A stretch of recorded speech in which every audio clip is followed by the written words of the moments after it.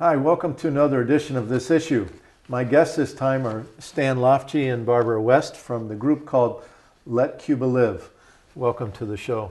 Thanks. Nice Great to be to here. have you with us. Tell us about the group Let Cuba Live. When was it founded and what's it all about? We started in 1992, actually, and our original focus was changing U.S. policy toward Cuba. And we certainly haven't lost that at all, but we have also been working almost since the beginning to help the Cubans survive in the meantime. As many people may know, the U.S. has maintained an economic blockade of Cuba for almost the 50 years, and the blockade is having more of an effect than it did in the first 30 years since the collapse of the Soviet Union and the Eastern European economies. Cuba has been more alone in the world than they were at the beginning.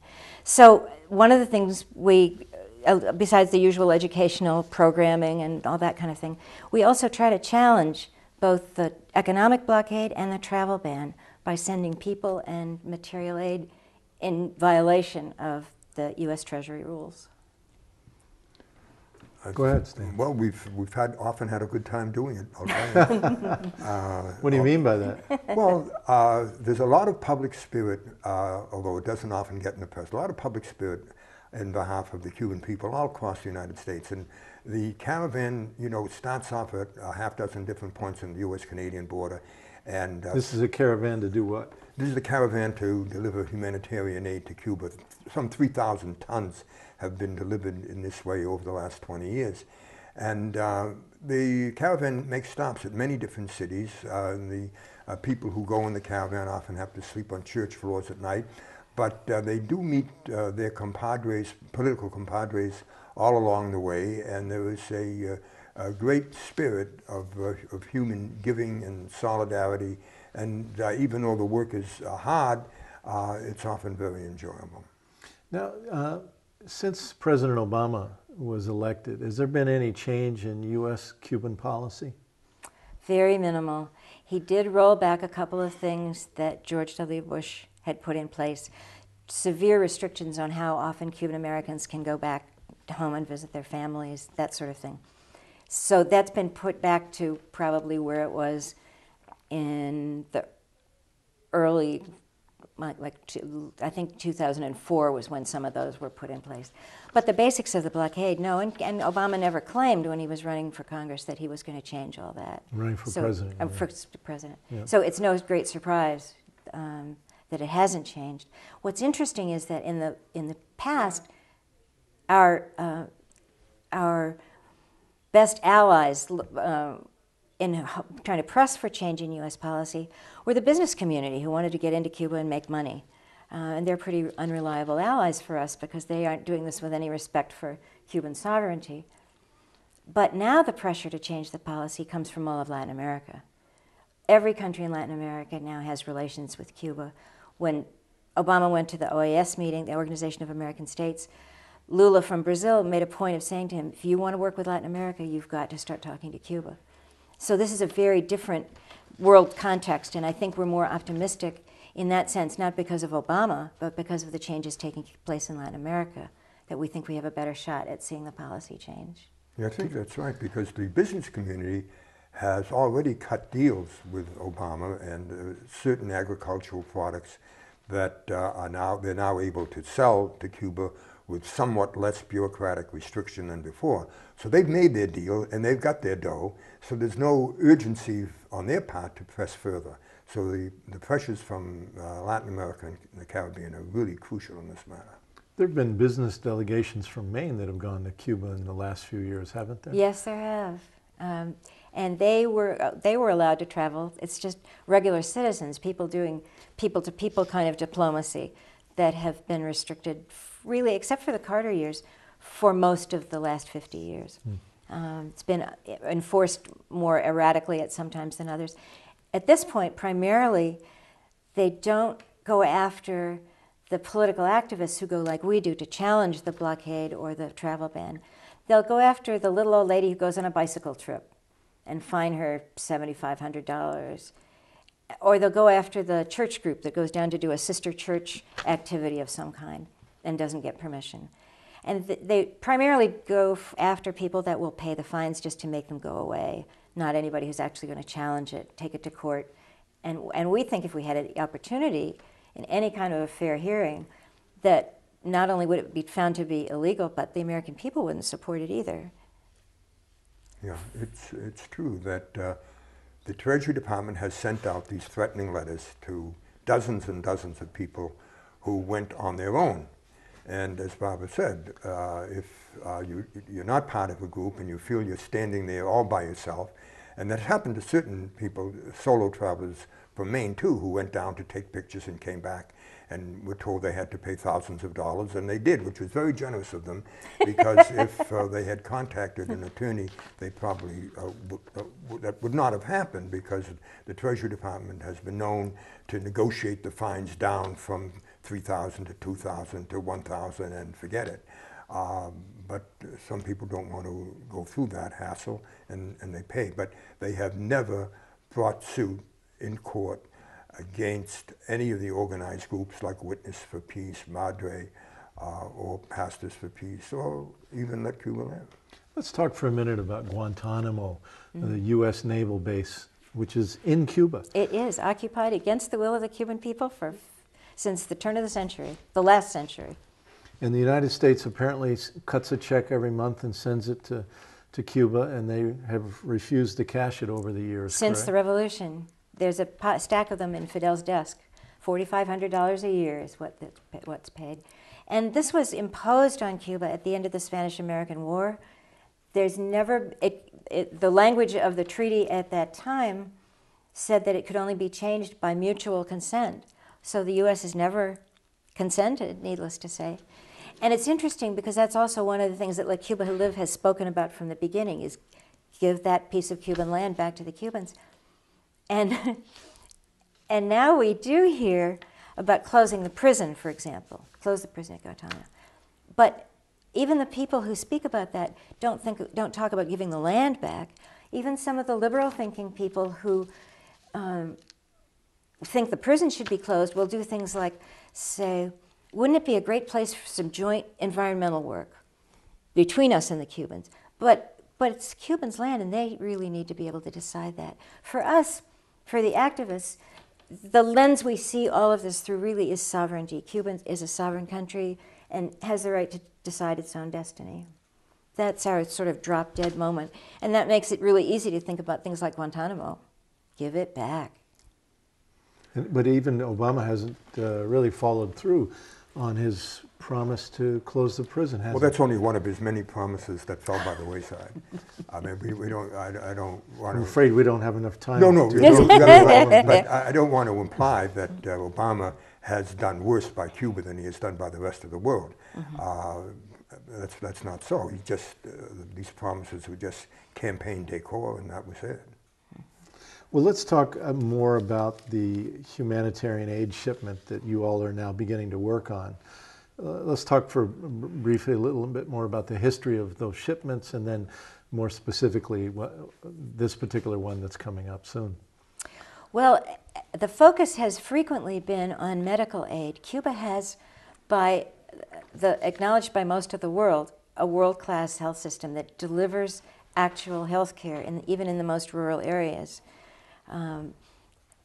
But what they lack a lot of times is the material to work with. The blockade impacts that, and their financial situation also. So we send both durable medical goods and consumable things. They need almost everything, and we know that it gets put to good use. We send it not in the spirit of charity, as we might to many other countries, but in the spirit of solidarity, because we support and we want to assist them in maintaining this terrific medical system they have. And they don't need personnel, they don't need training. What they need is the stuff of medicine, the diagnostic tools, the basic equipment. Yeah, the blockade has been a serious obstacle in certain areas of medical care. That is, there are certain very elaborate diagnostic machines that are manufactured in Europe that may contain one small part with an American patent, and the European country is forbidden to transmit that material to Cuba. So it's very, very serious. Cuban medicine, however, is endlessly inventive when they have been unable to secure medicines that have U.S. patents. They've fallen back on herbal medicine. Cuba's one of the most important laboratories in the exploration of the uses of herbal medicines and naturopathic cures. And medical care for people in Cuba is free, right? It is. There was a woman from Maine, actually, who got some kind of intestinal virus while she was in Havana, and they directed her to the local neighborhood clinic, and they gave her, of course, even though she was coming from the U.S., which is partly responsible for their economic difficulties, they gave her whatever medicine she needed at no charge. She went to get her wallet, and he said, "I don't have a cash box. It's not my job to collect money. It's my job to take care of people." He said, "You could give a donation to the daycare down the street if you want. They could really use it." Yeah, it's important to emphasize that Cuban medical care is free all the time, 24 hours a day, in the neighborhood, in the larger clinics, in the hospitals, in the teaching hospitals. There are 21 medical schools in a land that had only one at the time of the revolution. They lost almost all those faculty members who absconded to the U.S. And their medical system is by far the most superior in the Caribbean. Their rate of infant mortality and maternal mortality is just about tops in the world. And this is in a country with very, very limited resources, but it does show what can be done if people work in a cooperative manner. Why is it that Cuba is rating out better than our medical system? What's the reason for that? Well, recognizing that they have limited resources. Yeah, well, I guess I would have to say they're serious about it. The public's health is not an academic exercise in Cuba. When there was biological warfare committed by the U.S. against Cuba, and there was an outbreak of styes on eyelids, Cuba stationed a nurse at every single bus stop on the island to examine people before they got on the bus. And if they had evidence of the disease, they were sent home. There are small clinics in every neighborhood. There is a nurse and physician in residence in that building. And then there are larger clinics that are more specialized as you move up the line.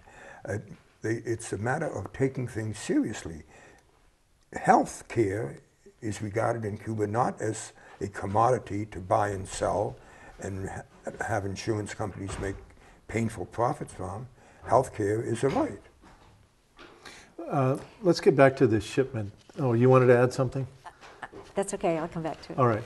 Let's get back to the shipment that you all are organizing. We kind of started talking about that and got off on another subject. Right now you're organizing another shipment of humanitarian aid to go to Cuba. Tell us about... And travelers to go along with it. Yep. Okay, tell us more about that. It's one of those things, every year we've sent medical equipment. Most years we've spent sports equipment, which is a huge thing, and we got some great sports equipment from Brunswick last year. This year there's a focus on tools and construction materials because Cuba has not been able to finish rebuilding from 3 massive hurricanes in the year 2008. And of course, they're under a lot of the economic pressures that most of the rest of the world is these days. So the construction equipment is a big deal. Everything from hand tools to pipe and fittings, we're pretty much able to take and send anything that we can collect. And we're really eager to have people join us if they can. It's their symbolic way sometimes of participating in our challenge to the government just by sending things along with us. In a minute, we'll give you a couple of phone numbers that you can use to call if you have things you can donate that you'd like us to come and pick up. My understanding is that because of the prevalence of the use of concrete in Cuban architecture, because of the terrible humidity problems, that if people have tools that are suitable for working with concrete, those would be especially prized. But please don't refrain from any tool, whether it's gardening equipment or construction tools. It would always be welcome, and medical materials, and as Barbara mentioned, if you have sports equipment, you will never find a better welcome for it than especially baseball, right? It's true, baseball, but almost anything. We've sent soccer balls in the past that were treated as, manna from heaven too.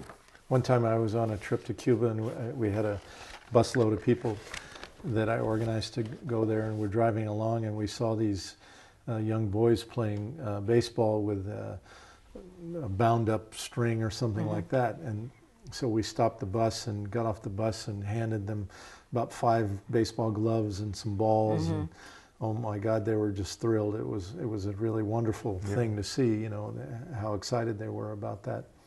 It's one of the natural affinities between the people here and people in Cuba, is that love for baseball.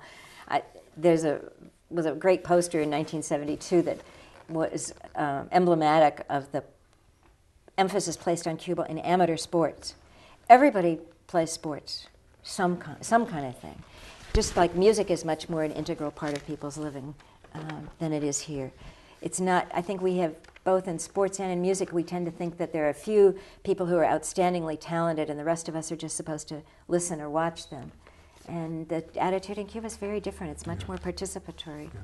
I do remember that when Luke and I went down to Cuba at the time, we were trying to establish a sister city relationship in Brunswick, and there was a gathering of the mayors of many towns who would try to tell us about their town and to indicate how good it would be for Brunswick to have a sister city relationship with their town. And they all described various aspects of life in their cities, but there was a couple of items that every single one of them mentioned. The talent on their baseball team and the infant mortality rate. Every single province was, that's the closest thing I've ever seen to competition in Cuba. Is when they start talking about our infant mortality rate is either the best or it's going down. Can I go back to the medical issue for a minute? The other thing that the Cuban system doesn't have and doesn't, they're kind of incredulous about if you talk to them, is the insurance system. They provide health care, they don't provide insurance. And that already amounts to a huge investment that can be put into actually taking care of people instead of being siphoned off by huge corporations.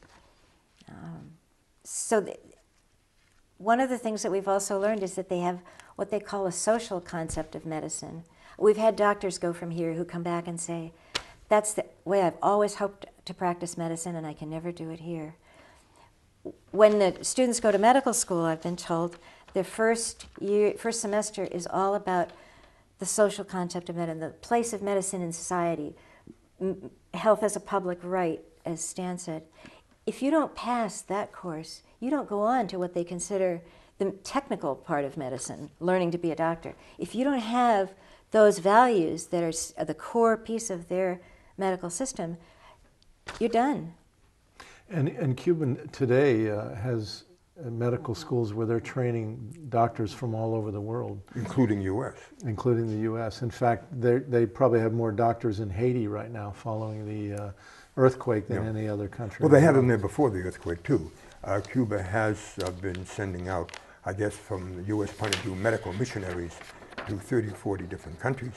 And Haiti is certainly one of the most important recipients. And they're not there for the 3 weeks that people go for from here. They're there for months, for a really long time. This is from 1975, a poster of Haiti. Cuba has always felt great solidarity with the island communities nearby.